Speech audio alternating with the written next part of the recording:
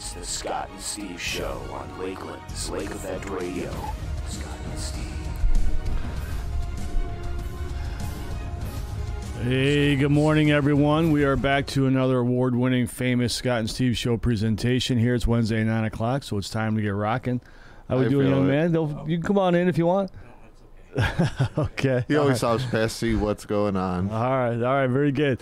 We are minus Steve today. He's got that darn work thing going on, I guess. You know, it's always a tough thing when people have to do that.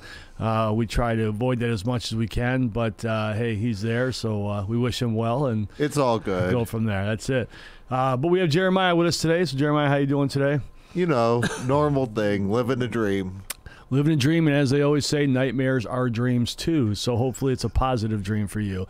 So how about yourself? Hanging right in there, man. It's a beautiful day here, right? It's not snowing, and where teams are moving forward. Spring break's coming, so everything's going well. Teams are doing well. So, but Sunday and Mondays are going to be, or Sunday and Mondays going to be really good though. In terms of, like 50.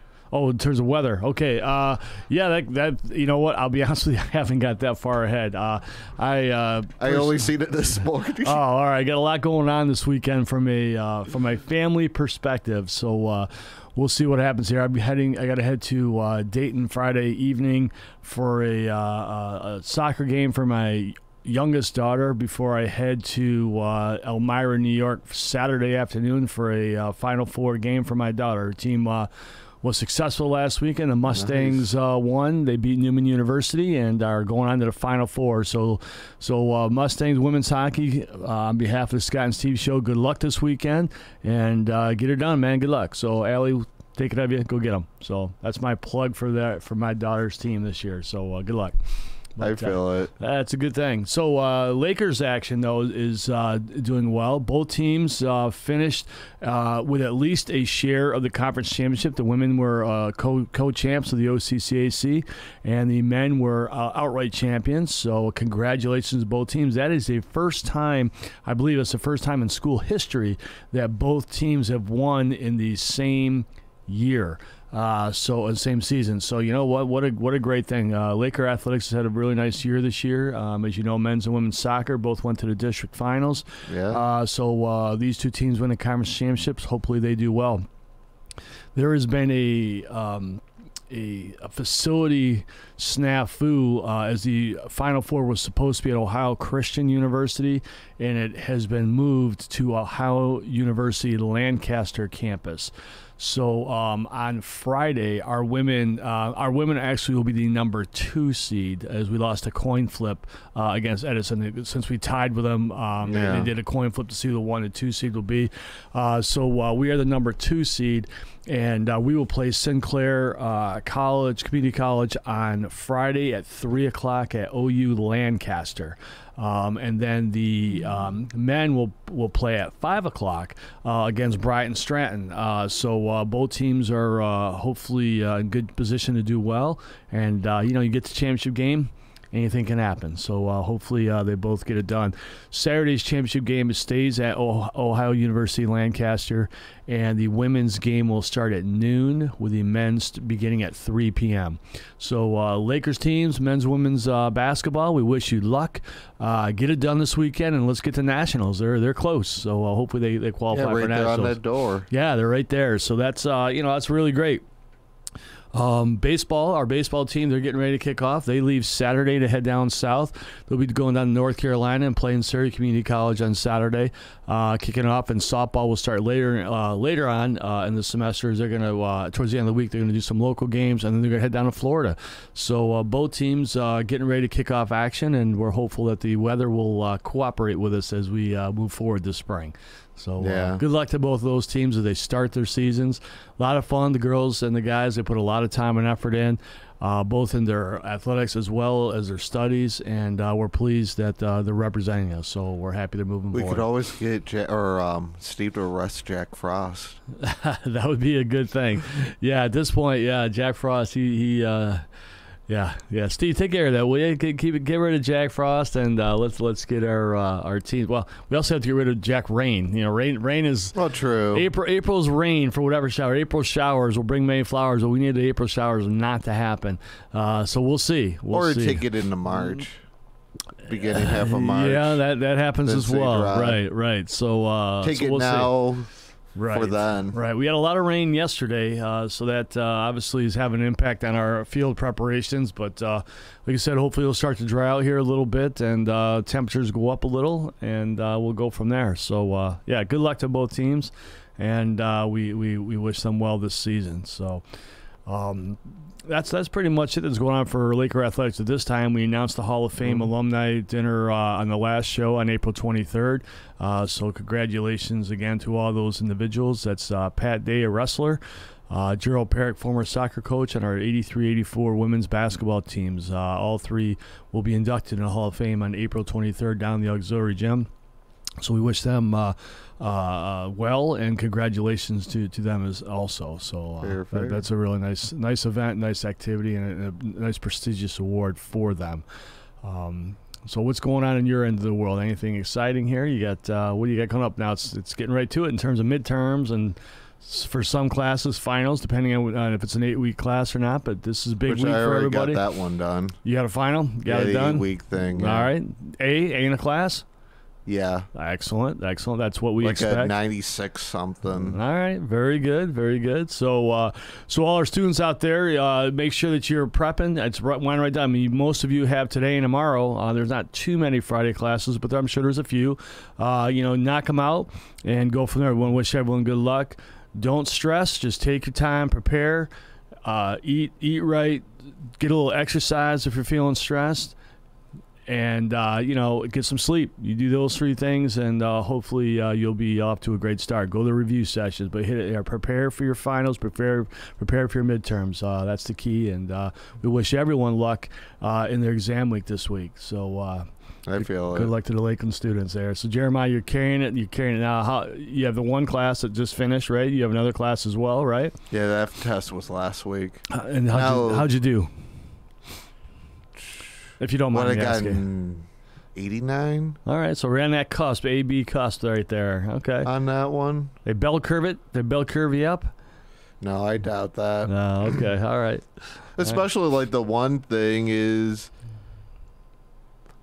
I have to argue the one half, because you had like true and false, like the first half 30-point thing, and that then you had to write a logic plan in that paper base and that. Okay. I do not agree. Is it a philosophy class or what is it? Programming logic. Okay. So you didn't agree with something? Yeah. Were you able to justify your argument? No, I haven't went there yet. Oh, okay. All right. It's over a point because I got a 69 out of 70 on it. It's okay. You're sort of wrong. But then it goes to that one thing of you're giving us page numbers that don't exist, or the things don't exist on it. Okay, yeah. That's interesting. I don't have an answer for you there, but because I think 397 is different than when I find the actual reference example. Okay. On 340, huge difference there. Yeah, perhaps there's an old textbook numbers or something that didn't get reviewed over. I mean, new editions. I mean, that's all I can think of off the top of my head. I know, but so that's got to be frustrating. Well, hang in there. Be appropriate, be official. Be professional. That's kind of advice to everyone out there. It's this time of year. You're gonna maybe have a little stress. Maybe get a little uptight with some instructors or friends or family or what have you, because there's a lot going on. Take a deep breath. Step back. Remember that you need to work with these people or live with these people or what have you, and I'm just be thankful adult, be one professional. thing. They had the online book that could just go and take that example, like sort of abbreviation of it, take it and hit the search thing and find it quicker. Okay, all right. That's the only good positive of the online book. I was going to ask you, do you like the online books? It has its pros and cons. Well, I understand that. My question is do you personally, do you prefer the online versus the paper, I guess is the question. It it has its times of certain classes you sort of wish, but then you could download it to, a Kindle, blah, blah, blah, Sure. all that stuff. Sure.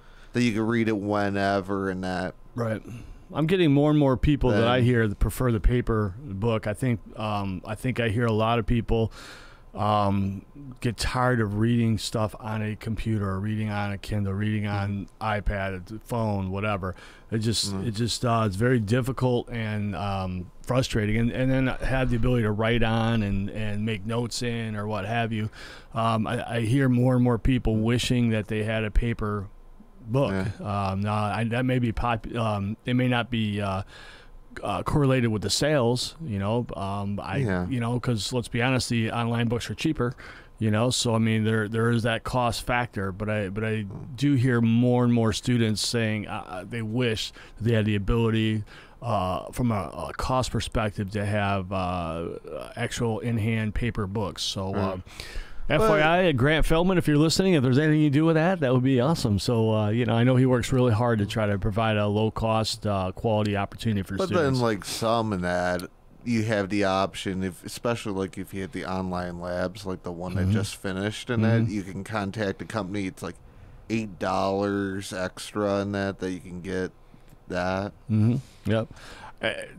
There's certainly obviously a market for it because it's doing great. There's a place for it, for sure. I'm just saying that I'm starting to hear the pendulum start to swing back the other way, which I find very interesting. It's gone to the technology piece forever, and it's interesting that it sounds like it's starting to swing a little bit. So we'll see. That's a new thing they're doing of the code online book, but if you rather have the old that's like $8 or $7 something, I don't remember. Right. You could do. But with this class, like that here and there, getting some wrong page numbers, doing it online, it's a great benefit because you could go and say, "Hey, I'm looking for this thing." You don't have to sit there and then thumb through it. Right. Yeah. You can find it. Yeah, more. You quickly. can find it in a matter of like a minute compared to it could take you 5 to 10. Well, I would say there's also such a thing as in many books called indexes, and if that topic area is in the index, which a lot of them are, so it's there. So I just find it interesting that with that turn, and personally, I personally prefer to read like a newspaper. I prefer a newspaper versus having to go online or on your phone to read it. I mean, it's just something about it. It just feels better. Physically, mentally. I'm not sure. Maybe that's just me being old too. It's hard telling. But yeah, I'm not big on the newspapers and that going online. Yeah, my wife is just the opposite. She likes the online stuff there, and so she wins the battle. I don't buy the newspaper because of the cost involved, unfortunately. That's why I love hotels that have newspapers. That's one of the things I look for. Great, I got a paper, I'm good to go. So all is good. All right, let's talk about something going on in the sports world here today. There's really not a ton going on in terms of sporting events. I mean, we're preseason for baseball. Hockey's not quite to the playoffs yet. Basketball's not quite to the playoffs yet. NCAA is winding down, not quite there yet. But March Madness is right around the corner. And let's talk about that real quick. Obviously, there's a virus that's spreading around the world that's that people are very concerned. Some people are very concerned that it could have a major impact on events. March Madness draws tremendous crowds, well, particularly on the men's side. Women's side, not quite so much, but the men's, they definitely draw the crowds. And there's been a call now for from some saying that, the games, they should plan to play the games without allowing any spectators. They're saying, keep the crowds away. In some countries around the world, they're not allowing, mass meetings of people over a certain number. I think 5,000 is the number I've heard most recently in France. If it's over 5K, it's not allowed, and there are some people that are starting to say, that the U.S. should look at those things. And again, I've read online most recently, there you go, most recently that they're looking, there's some suggestions out there to eliminate that. There's even one college out west, Stanford, who's always a very progressive institution. that has essentially said from the mid-March till mid-April they're going to limit the number of spectators at their events. And they've got a program that's ranked in the top 10. I mean, that's a major program, and they're going to limit their events. And it's becoming the topic, obviously around it. It's true. In the NCAA tournament right now, what I'm hearing is they're starting to make plans to limit or eliminate activities or areas where in the past spectators have had an opportunity to meet with players and that kind of thing, just because of the risk of the spread of the virus. Probably the interactive things, for the fans even necessarily, right? Like for the kids and that, toss whatever. And right. that. So it'll be interesting. It'll be interesting to see how far this goes, because March Madness is here quick. It's here in a couple weeks. It's here, and it'll be interesting to see if the virus continues at a rapid pace, if it dies down, if it holds. It's just going to be very interesting to see how this thing, and then how people respond to it. Let's be honest. If they start at the March Madness tournament, if they start limiting the number of fans, what does that do for our professional sporting events? Because you'll be having the Stanley Cup playoffs coming, the NBA finals coming, baseball will be starting up. Do you limit that? And at what point does this go? You know what I mean? So I think it's going to be a very interesting time from that perspective. I know that even here within our own conference, certainly not as big where we're drawing 5,000 to 10,000 people to anything, but there has been discussion about what do we do in this situation, how are we going to progress, and that kind of thing. For those that are listening, I just do want to officially say that Lakeland does have a policy and a procedure and how to proceed. They're in contact, with the health officials and stuff, and they would have a plan from that aspect. So I feel very comfortable that our college is on board and on tap and as prepared as you can be, I guess is the way of saying that. It's certainly a rising concern amongst a lot of people within the country and in the world, quite frankly. So I'm not sure if you have any thoughts or heard anything on it at all, or what your prospect is. Because it's what? Washington, Oregon, and that? Yep, California. Yep. It's sort of coming. Right, and they've started to have small cases, I guess, elsewhere. But the concern, obviously, is that now they've got a couple of cases that they don't know where it came from or how it was spread. And that I think is the major concern. Obviously, the ones that were on the boat or on the plane, that were flown back from those countries. That's the, I don't want to say the no-brainer one, for lack of a better word, but that's the one. Okay, we got it. We understand that you deal with it. It's the others now, and how do you prevent a mass spreading from that perspective? So it's going to be interesting, to see how things progress from that standpoint. But fair. Speaking of hockey,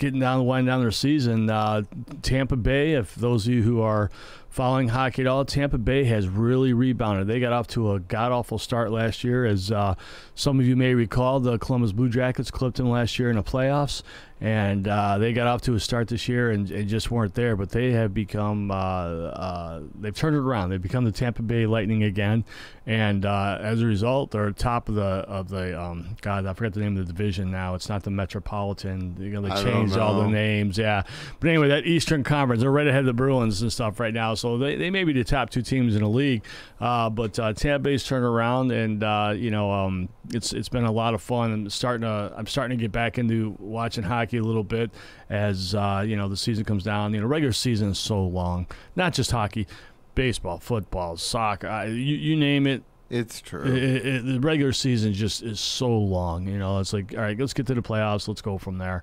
So I'm starting to get back into it, and I see the Lightning are playing well. Caps are still playing well. Pittsburgh is playing well. The Bruins are playing well. So it'll be, Vegas Knights are playing well. So it's kind of a lot of the same teams. So we'll see how things shake out. But I feel it. yeah. So the question of the day that I was listening on the way in, switching sports on you, was on our Indians. We've had this conversation in here in terms of Frankie Lindor's. What do you do with him, right? And so the question was that what they discussed this morning was if the Dolans came out and offered him a mega contract, they said they offered him $300 million. The question was, would that make you happy as a fan, even if he refused it? Okay, but at least they offered. Would that make you happy as a fan? So I guess I want to. I think that's overkill on either way. In what aspect? When you say that, what are you referring to? Looking at the player side, then on their side, that's an overkill. He's not worth that much. Oh, okay. All right. And obviously in today's market, some may disagree with you because obviously that'd be over 10 years or what have you. It'd be a long-term contract. So the question, I'm sorry? I'm trying to think how old he is. Well, he's 25, 26, something like that. Yeah. So I mean, which that would make him a career Indian essentially if he were to live out his contract. Which it's not going to necessarily probably happen. There's always buyouts. Always buyouts, for sure. I could see him at least 32, maybe, in that window. The dilemma with that is that at that point, he may have one or two more really productive years, and then slippage will happen. So if you're looking to trade him at that point, you're not going to. The value is going to be it'll be much further down. But you got a player who can play. I mean, coming into his prime, should you not look to take advantage of that and do the best you can? Now that doesn't mean he's going to accept it. So the question that came on is, he's offered that and turns it down. How do you feel about that? What do you do if you're the Dolans? Does that mean then that you invest that? Because you're offering $30 million more a year as an example, so does that mean you should be expected to invest that into the team and other players, or hey, no, we offered it and we don't see anybody else out there that's worth that amount of money. We just swallow the money and hang on to it at this point, It would be here and there pick, because eventually Beaver's contract would be coming up, right? Whenever that is, I don't know. So if I hear that as a fan, you would be okay if they offered it and he said no. You'd be okay with the Dolans hanging on to that money and using it on the players as they progress from that perspective. I agree. I absolutely agree with that. And the other aspect to it is people are like, well, you can spend $10 million on 3 different players and get 3 quality players. That's true. And I think you look at that, and if you can add 1 or 2 or maybe all 3, you do that if that's going to help you get to that edge. But on the same aspect, you got to remember that Lindor is bringing more. True. He's bringing. Hey, we have Mike Mayer joining us here. Hold on one second as we set up. Where's Gagliardi? Steve, the normal thing of pulling the Steve. Steve had to work today or something. I'm not really sure how that happens, but I guess he had to work. So we have Vice President Mike Mayer with us here. Mike's guest on our show on occasion here. So, Mike, how you doing this morning? Hey, let's talk about what's relevant. All right. Okay. Men's and women's basketball. Yes, we touched them a little bit earlier. Yep. So let's bring that back. Super kudos, right? Yeah, they did it. They've had an outstanding season. Both the men and women have an outstanding season from that perspective. And we were just talking, the site for the Final Four has been changed. They're no longer at Ohio Christian. Ohio Christian had a conflict. And so the site has been changed to OU Lancaster. So that's down in the Columbus area, outside of Columbus. But our women lost a coin flip, so they play as the 2 seed because they tied for first. They had a coin flip to see who get the number 1 seed. So we're playing as the 2 seed at 3 o'clock against Sinclair Community College on Friday, and our men will play at 5 o'clock against Brighton Stratton. Both games at OU Lancaster. And the top 2 in the tournament on each side, or is it top 1 goes? Winner goes. Just the winner. Just the winner goes to nationals. Correct. So okay, so we've got 2 teams going to nationals then, right? I certainly hope so. That'd be a great thing to have. Hope. There's a lot to it, man. I would like to say yes. There's a lot to it, but yeah, I would like to say yes. We definitely have 2 teams that can do it. So when are you heading down? Actually, I am not. I was planning on it, but I cannot do that now. The site flip has put me just enough out of my range of other things I got to do this weekend where I'm not going to be able to be there this weekend. Okay. Friday, I was going to head down and then head on to Dayton.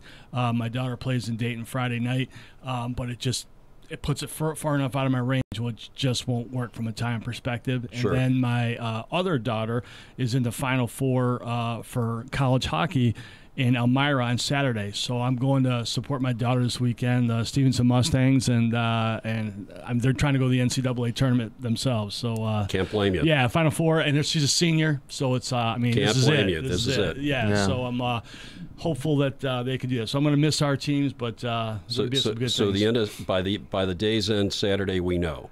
Days end Saturday, we know for sure. Yep. Okay. I mean, to me, correct. that is so exciting. Yes, absolutely correct. So Yeah. we'll know, and it'll be obviously posted on our website as far as everything that goes on. For those who cannot get there, we will definitely post. I usually do a box score update. This will be quickly.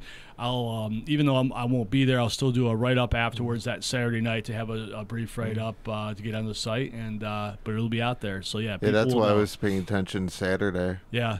And that with Edison and that. Right. So. And then, so the women's nationals is held in Port Huron, Michigan, at St. Clair County Community College, and that's the week of the 16th. And the men's is held at Danville in Illinois, Danville Community College. And Mike, I know you've been out to Danville before.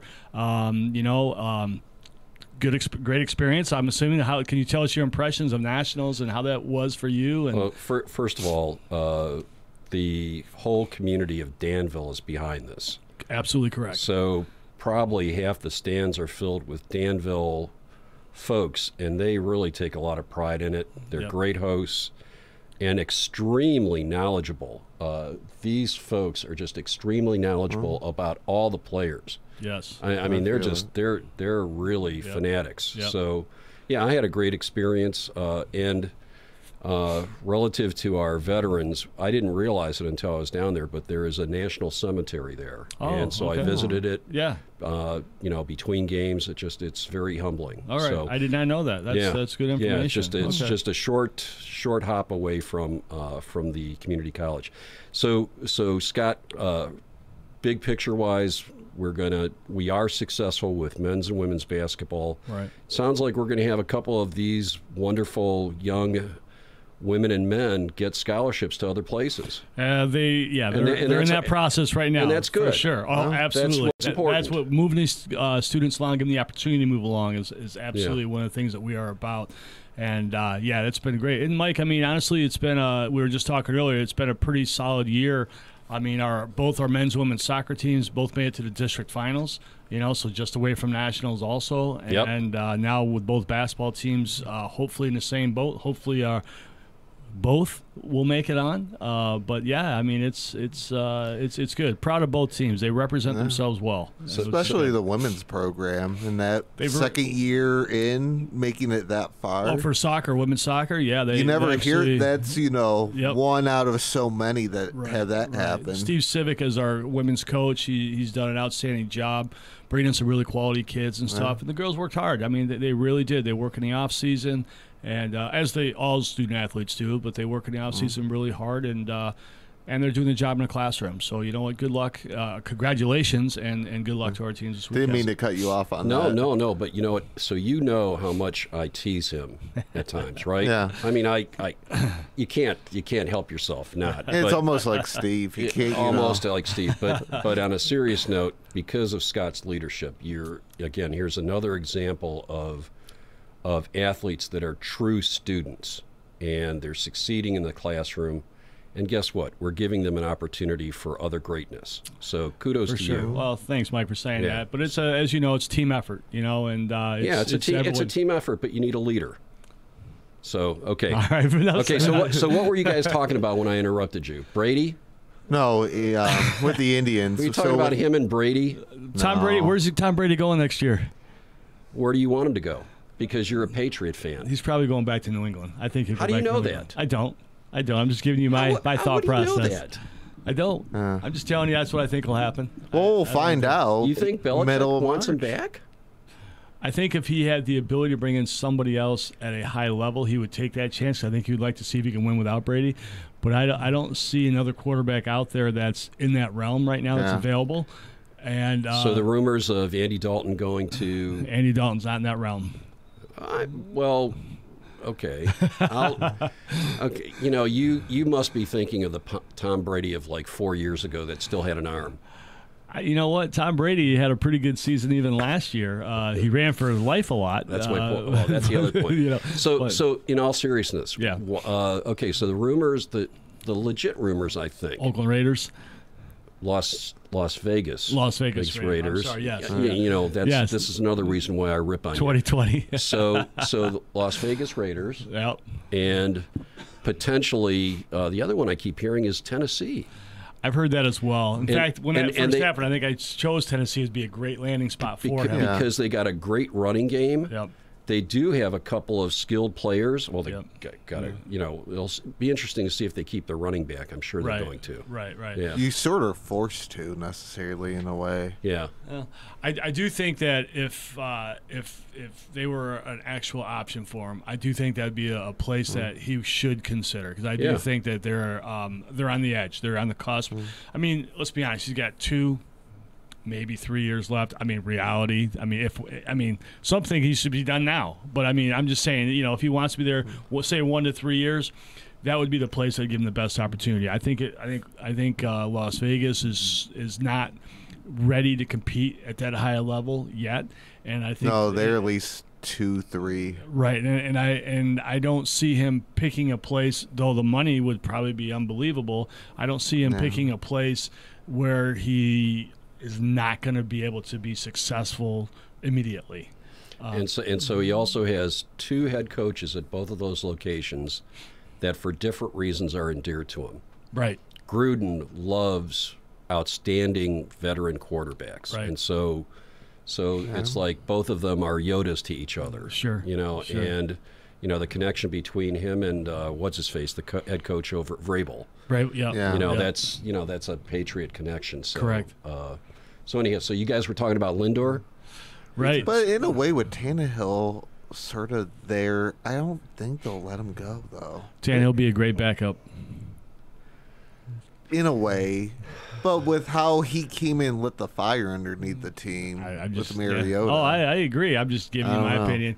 I think Tannehill caught a lot of people by surprise last year. I think it's tough to do that 2 years in a row. It's kind of scary with free agency when that opens up. Right. All the massive veteran. Where's QBs. Jameson Winston go? But again, let's talk about why a quarterback does well. And Tennessee really did have one of the best offensive lines. Right. You know, and so when you have a great offensive line that are just incredible in the run game, and then you have this running back that shouldn't be a running back, he should be a defensive end. Right. You know, I mean, in all seriousness, Right, that really. I mean, you could put almost any. Well, I don't know if you could put Johnny Manziel over there, but almost anybody else, would succeed. It depends. Will he go to Vegas or not? Yeah. In the meantime of that, You know what? I got to flip. You know what scares me now? Now the rumors I'm hearing is that for the Browns, okay, we want to find we want to have a competent backup to Bake, and I keep hearing Colt McCoy coming into the conversation. Oh, I've not heard that. Oh Colt yes. McCoy? Oh, my yes. gosh, no. No, that's no. Great guy. Seriously, great Right, guy. Great leader. Just can't throw. Right. You know, I don't. But we got when he stepped in, he didn't do a bad job in Washington in that. right. The bad thing is when he was here, we didn't have garbage for Well, that's any true. players. That's true. Well, we That's- had a running back that was 30 whatever years old, Yeah. question mark. Yeah. Right. Yeah. We had garbage for him. And the Steelers had what's his face at linebacker that just always killed him. Oh. Yeah. Yeah. Yeah. We'll get his name. Yeah. But boy, I think that Colt McCoy coming back would be a tough sell To the for fans. Browns Yeah. fans. Yeah, the fans. it is. I Especially think- because he's up there, 32, 33, guessing? So would he make a great mentor? I think so. I mean, but don't you have to have some success to be a mentor? I mean, he has experience of getting beat up. Drew Stanton. Yeah, right. Drew Stanton had. But he is had a younger option than Drew. Yeah. Yeah. I don't know. I'm All not on 33. I'm not on the Colt bandwagon yet. I guess I'll have to. No, wait on that one I'm yet. not either. Yeah. I mean, I actually the one that intrigues me is, but I mean, I think internally it would be viewed as a threat is Mariota. Marcus Mariota, I think, would be a real interesting pickup. I do. I do think that. No, don't but I think mean, so? but I As a but backup band or and as a alternative? competitor. Yeah. You know that I'm sorry that quarterback room last year was a joke. It really was. I mean, That's an understatement. yeah. I mean, okay, it was more than it was. Yeah. It was a terrible joke. I mean, so you know what? They've already improved the quarterback room with the coaches that they got in. So, so I'm going to trust them to get the right backup. And the other thing I'm going to say is I still believe in Mayfield. I do. I do too. I haven't left. I know some people are questioning that. I am not. I mean, he's gone to a couple of major Division I colleges as a unrecruited, just walk on, and he's made it happen. And I really think that takes a certain attitude and certain mentality. By his own admission, he wasn't as prepared as he should have been last year. I think he got knocked down a little bit, and I think my hope is that he's the type of guy that, all right, I got knocked down, now I'm gonna come back and get you. And I think that's kind of been his trend throughout his life in football, and I hope that continues. It certainly helps him in terms of having a fire underneath him with what Tony Grossi called him. Oh, I Yeah. can't say that on the air, but yeah, that's I mean, yeah. I mean, that's so. So this is an interesting one. I'm going to direct this to you. Is see, I'm surprised that the radio media hasn't done more to condemn Tony for his actions. And first and foremost, I'll tell you what. The one person that I'm kind of surprised of. Did you see the video? Yeah. So when you saw the video, you know what? Frankly, it's intolerable what he said. I mean, it is. It's intolerable. And I think the other person that needs to be hung out a little bit is Rizzo. I mean, Rizzo was right there, didn't do anything. You know, kind of snickered it. True. You know, and it's like, you know, you got a responsibility. Because I sort of thought that necessarily of he should have, stepped up. He should have stepped up. And all he did was he was concerned that it was an open mic. You know, that was his concern instead of saying you're a jerk for doing that. So I think it's like there's a lack of self-policing within the media if they do something. Gosh, no. If Scott Barlow said something incriminating like that, we'd be hanging Scott. We would. You know, so I'm off my soapbox. No, we came in here and you guys were talking about Lindor, and I disrupted you personally. No, you're good. So what do we want? You want Lindor? Do you want Lindor at $30 million a year for 10 years? That was the question we were having. There we go. Well, 1 second. Let's go to that. It's kind of weird how messed up the media arts got. It goes back to like the whole Janet Jackson thing. Okay. That they crack down harder on radio than actual video. That's sort of messed up. It is. And then it's just, train wreck down more and more and that over the years and that. So I'll go off of that. No. So off of that, I can't justify the price with him. Especially like if he did a 10-year contract, that's a little extreme. I think it's... Well, there'll be buyouts. I mean, it'll be a buyout at year 4, year 5, year 6, whatever. But that's a tremendous burden. Oh, Yeah. Yes, it is. And all of a sudden now you can't dedicate cash. Right. You know, unless you're the Yankees or the Dodgers or maybe those wonderful Astros. You just can't dedicate 2017 World Champion Astros.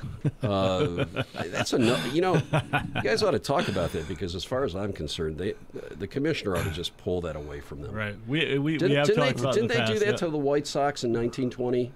No, because they won The Black Sox. The Black Sox actually lost that. They lost it on Yeah. purpose, so they didn't pull anything away. That's when. That's why it was. Right. Okay. Okay. Right, and that is when they brought Judge Landis on. Kennesaw Landis came in to be the first commissioner of baseball, and then he obviously held them all to a standard and banned them all. From that perspective, We actually were talking about that, I believe, last week or the week before. We were talking about that whole concept it as was far fun. as what should be done, what's appropriate, and where does Pete Rose stand in his comparison? Because he's out in comparison to what's happened. Is his worse better or not? Because he's got a lifetime ban. Where do PEDs, where do steroids fall into this in relation? You're raising a great point because they're sacrificing integrity for money. Right. And the owners are truly sacrificing integrity because you're right. There should have been a couple.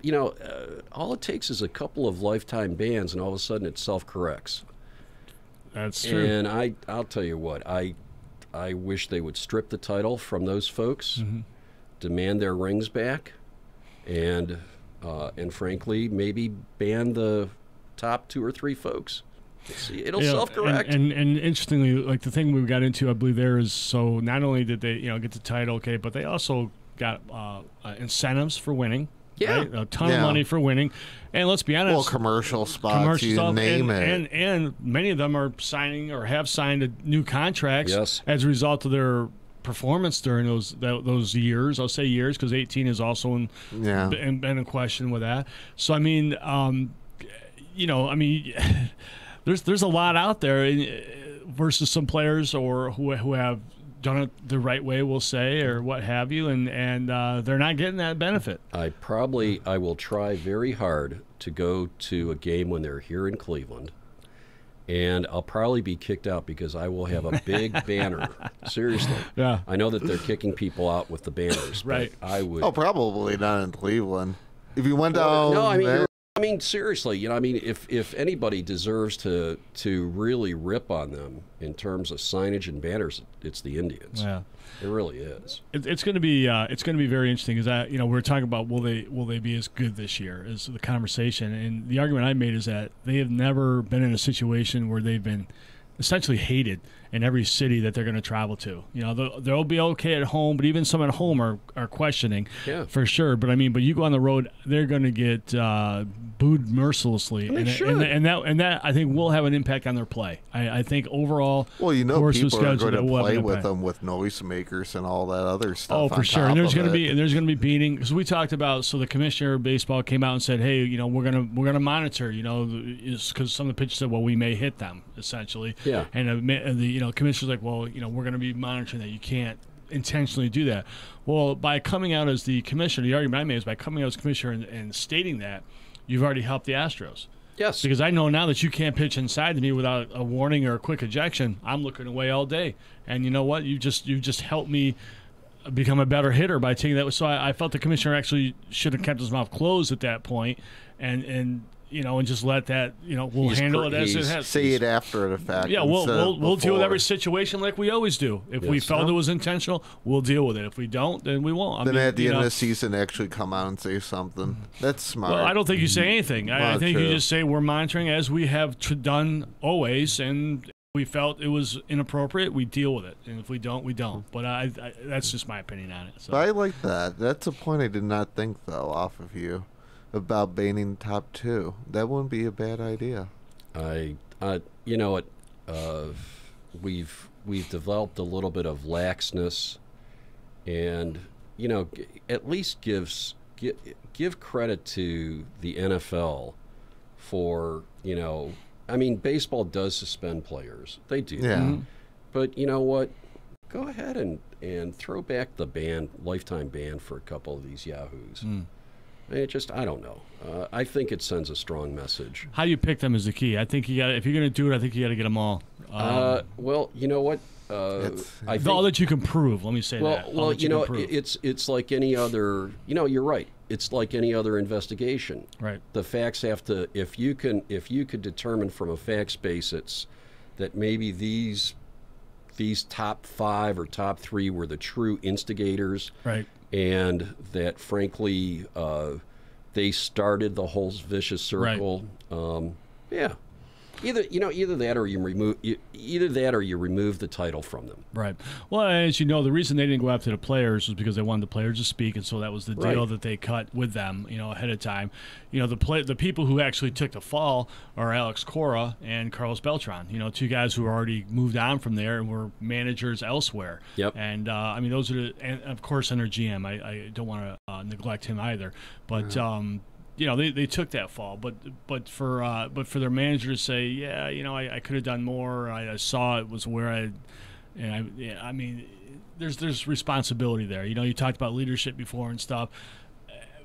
As a manager, you know what's going on. You end it. And unfortunately, their bench coach, Alex Cora, who was with the Red Sox, he encouraged it. That's not a good situation. Now, it's my understanding, though it hasn't been released yet because Boston also got investigated, is they haven't found that as of yet. Is my understanding that it did not happen in Boston, but we'll see. But that's a good thing. Well, if that's indeed how the report comes out, Okay, but we'll see. So let's go back to the originals. Scott, Yes. would you want the Indians to sign Lindor to a 10-year, $300 million contract? No. Nope. I even though I know they'll make it. Oh, me? No. Not including now after, because I actually pulled that up, bringing up the Beaver point in that. Yeah. So he'll be a free agent 2025. Right. Which he's going to want more money if he could go. And last year he was a very great, pleasant surprise.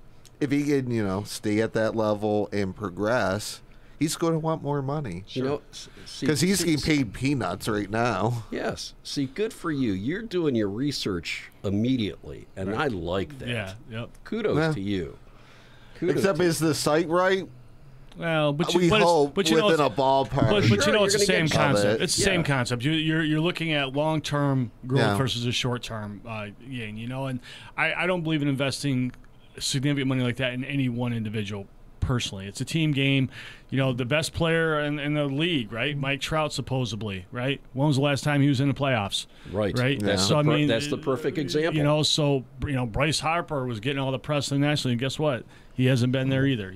So it's a team game. You need more than you need more than 5 pitchers. You need more than 9 players to get there. And I think any team that designates too much of their assets into one player is looking for short-term failure and potentially long-term, depending on how they do that.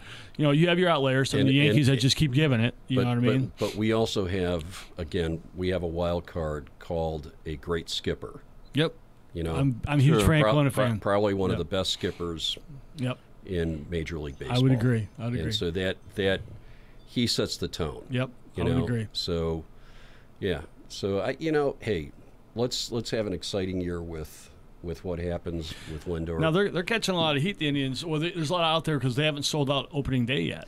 And, how can you sell out opening day in March? Well, that's the question. What March Gosh, 26th, I believe. March Lord. 26th. And how many day. home games are in the month from March, whatever it is, 28th to April 30th? How many home games here? Right. Stupidity. They don't like Cleveland fans. Yeah, and you wonder why the attendance will be down. It's like, oh yeah, the Indians have terrible attendance. Well, shoot, you're putting all these games in the worst month of the year. Right. I absolutely How agree. stupid. Right. Oh, Not including it's many people. It depends opening day, what the weather is, that they just jump on board and say, okay. Let's face it, we got those people. Right. Well, for sure. I mean, and listen, your opening day people, you have a lot of avid fans, but the ticket is jacked.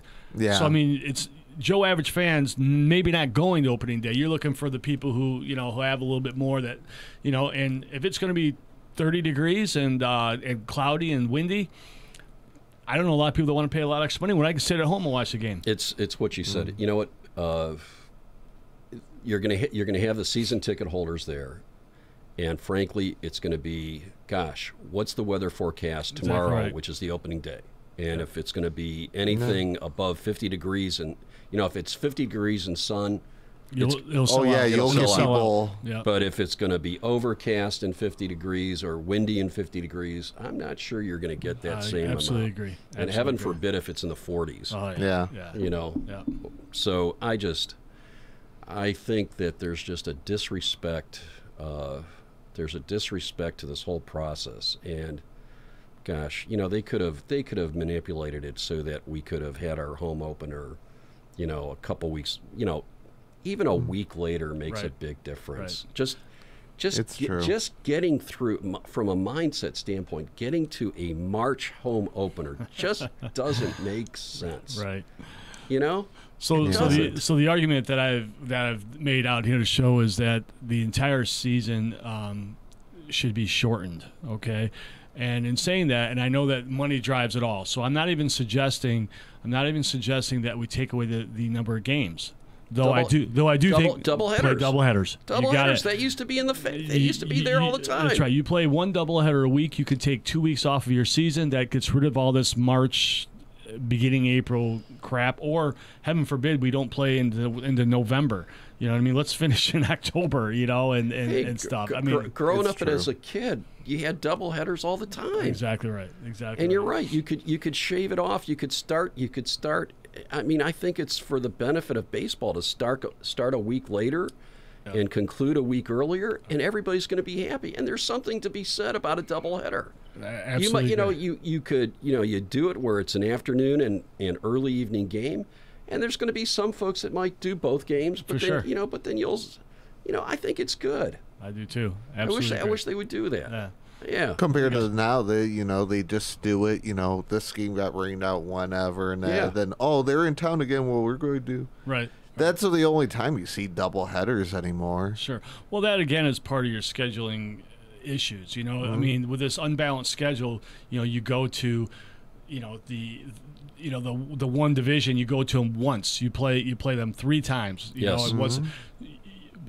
I made the argument also, get rid of this, get rid of the divisions, make it a balanced schedule, play everyone the same amount of times. Then you have the opportunity, because you're going to see them later on in the season. You can get rid of that stuff, and it's also fair. You're not seeing the weaker divisions play the same dredges 19 times. You know what I mean? You're gonna see everyone at an equal amount, in my opinion. I can't remember. Do they still have? Is the commissioner of baseball still one of the owners? Oh no, it's not. But a family member. Bud Selig is who you're thinking about. He used to But be there. is one of them a family member of one of the owners? I don't believe so. I don't believe the new commissioner so it was is. the Selig family that It used to be Selig, yeah, because he was with the Brewers forever. Yeah. Yep. Yeah. Oh well. Yeah. Gentlemen, pleasure. Yeah, we got to wrap it up anyway. Okay. So hey, Lakers, good luck this weekend, men and women's basketball. Get it done. Get to nationals, guys. Go Lakers. Great Thanks, job. Jeremiah. Thanks, Mike. Bye now. You're listening to the magnificent, fantastic Lake Effect Radios from Lakeland Community College in Cutland, Ohio. Keep on rocking around the clock tower, y'all. And a wall now serving, as Scott Barlow said, Julia wins.